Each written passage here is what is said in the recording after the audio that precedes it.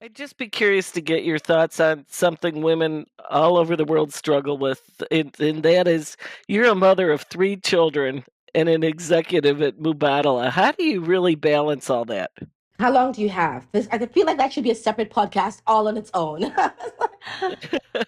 I think as I've matured, I realized that actually it is a balancing act. A lot of the time, and I say this a lot to women in my team, there's a notion of you can have it all and you can do it all. I think the most important part of that realization, or maybe that narrative, is to understand everything is at a cost and at a price.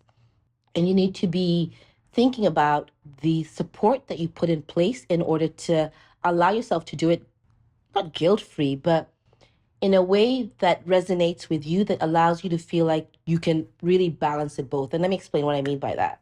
My kids will be the first one to tell you I've never been involved in the bake sales. I've never been involved in sew your own costume. I've outsourced pretty much everything. And that's what it took for me to be successful, because I would be there for the events that mattered. I would be there for the school orchestras or sports days that were important to them. I didn't need to bake 50 cupcakes or 100 cupcakes and sew the costume. So for me, it's about thinking, what am I giving up? And I was okay not necessarily making those cupcakes.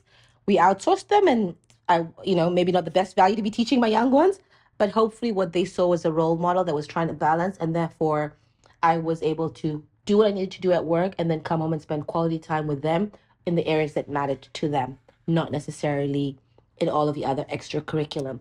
And I say that because I think it's such an important realization to share with people who are having young children trying to make careers. I'm not sure if everyone agrees with the thinking, but I look at women in my institution that have very young kids trying to build their career, and they've built an infrastructure. They've got someone who picks up the kids every day. They've got someone who drops off. They figure out when can they actually do the pickups themselves, but they don't make it a given of like they are contracts or negotiations, or you do need to strategize how you're going to make it work. And it doesn't just happen because you want both.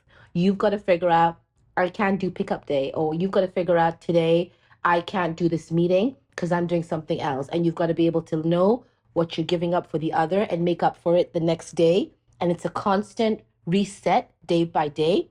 And if they're not resetting, you're going to have burnout. And that's what I keep trying to explain to the young mothers in my in my team. Just be clear about where you're at.